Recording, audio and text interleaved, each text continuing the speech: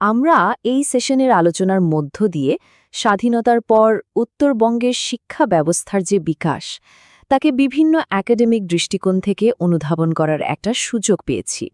এই সেশন জুড়ে যে আলোচনা হলো তার একটা একাডেমিক প্রতিফলন বা বলা যেতে পারে একটা সংক্ষিপ্ত সার আমরা এখন তুলে ধরব। প্রথমে এই সেশনের সামগ্রিক প্রতিফলন নিয়ে যদি কিছু বলতে হয় তাহলে বলতে হবে, এই আলোচনা থেকে একটা বিষয় খুব পরিষ্কার হয়ে উঠেছে যে উত্তরবঙ্গের শিক্ষা ব্যবস্থার বিকাশকে আমরা নানা দৃষ্টিকোণ থেকে বুঝতে পেরেছি। মানে এর ইতিহাসটা কিন্তু মোটেই সরল রৈখিক নয়।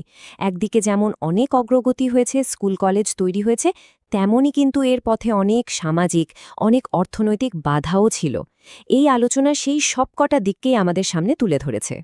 তো আলোচনার গভীরে যখন আমরা প্রবেশ করলাম তখন এই ছবিটার দুটো পিঠই আমাদের সামনে এলো। একদিকে যেমন রয়েছে অগ্রগতির একটা উজ্জ্বল দিক, তেমনি কিছু সীমাবদ্ধতাও কিন্তু স্পষ্ট হয়ে উঠেছে। যেমন ধরুন, অগ্রগতির কথা যদি বলি তাহলে সর্বশিক্ষা অভিযান বা বিভিন্ন সরকারি প্রকল্পের ফলে বিদ্যালয়ের সংখ্যা বেড়েছে, নারী শিক্ষার প্রসার ঘটেছে। এটা নিঃসন্দেহে একটা বড় সাফল্য। কিন্তু সীমাবদ্ধতাগুলো কিছু কম নয়। যেমন পরিকাঠামোর ঘাটতি কিংবা গ্রামের আর শহরের স্কুলের মধ্যে শিক্ষার গুণগত মানের একটা বিরাট ফারাক। আর সবচেয়ে বড় উদ্বেগের বিষয় হল ছাত্রছাত্রীদের স্কুল ছুটের হার, যা এখনও বেশ উঁচু। তবে শিক্ষার এই যে অগ্রগতি বা সীমাবদ্ধতা, এগুলো তো শুধু সংখ্যা বা পরিসংখ্যান নয়। এর পেছনে রয়েছে মানুষ, রয়েছেন শিক্ষক, বিভিন্ন প্রতিষ্ঠান। এই সেশনে তাদের ভূমিকা নিয়েও কিন্তু খুব গুরুত্বপূর্ণ আলোচনা হয়েছে। এই আলোচনায় বারবার সেই সব নিবেদিত প্রাণ শিক্ষক এবং প্রধান শিক্ষকদের অবদানের কথা উঠে এসেছে, যারা হয়তো নিজেদের সবটা দিয়ে ছাত্রছাত্রীদের ভবিষ্যৎ গড়ে তুলেছেন। একই সঙ্গে শিক্ষক প্রশিক্ষণের যে কেন্দ্রগুলো রয়েছে, যেমন ডায়েট বা বিএড কলেজ, দক্ষ শিক্ষক তৈরিতে তাদের যে একটা বড় ভূমিকা আছে, সেটাও আলোচনায় বিশেষ গুরুত্ব পেয়েছে। আর এই আলোচনাটা আরও অনেক বেশি গভীর আর প্রাসঙ্গিক হয়ে উঠেছে যখন আমরা কিছু বিশেষ সামাজিক ও আঞ্চলিক প্রেক্ষাপটের দিকে তাকিয়েছি।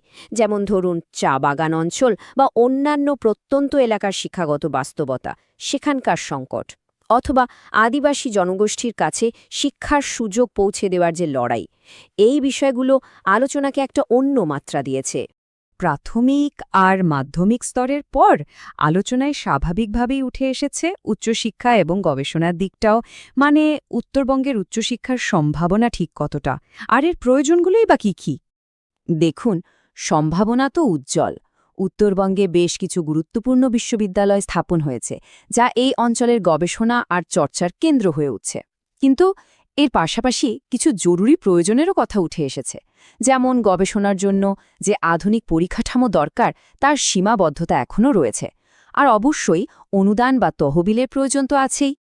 তো এত সব আলোচনার পর স্বাভাবিকভাবেই প্রশ্ন উঠেছে, ভবিষ্যতের পথটা কি হবে, আমাদের ভবিষ্যৎ করণীয় কি। এই সেশন থেকে কিন্তু সেই বিষয়েও কিছু সুস্পষ্ট ইঙ্গিত মিলেছে। প্রথমত, এই যে আলোচনা বা গবেষণা, এর থেকে পাওয়া তথ্যের ভিত্তিতেই যেন ভবিষ্যতের নীতিগুলো তৈরি হয়। দ্বিতীয়ত, সেই পরিকল্পনাগুলো হতে হবে বাস্তবসম্মত। আর সবশেষে, এই যে একাডেমিক আদান-প্রদান, এই যে আলোচনা, এটা যেন থেমে না যায়। এর ধারাবাহিকতা রক্ষা করাটা খুব জরুরি। তাহলে এই ছিল আমাদের এই সেশনের আলোচনার একটা সামগ্রিক প্রতিফলন। এবার আমরা এই আয়োজনের আনুষ্ঠানিক সমাপ্তির দিকে এগিয়ে যাব। আজ ২৪শে ডিসেম্বর ২০২৫ বৈকুণ্ঠ কলেজ অফ এডুকেশনে আয়োজিত এই একাডেমিক সেমিনার জ্ঞানচর্চা এবং চিন্তার আদান-প্রদানের জন্য সত্যি একটি অত্যন্ত গুরুত্বপূর্ণ মঞ্চ তৈরি করে দিয়েছে। এই ভিডিওর মাধ্যমে আজকের এই জ্ঞানগর্ভ একাডেমিক সেশনের আনুষ্ঠানিক সমাপ্তি ঘোষণা করা হলো। আমরা এখন অনুষ্ঠানের পরবর্তী পর্বের দিকে এগিয়ে যাব। ধন্যবাদ।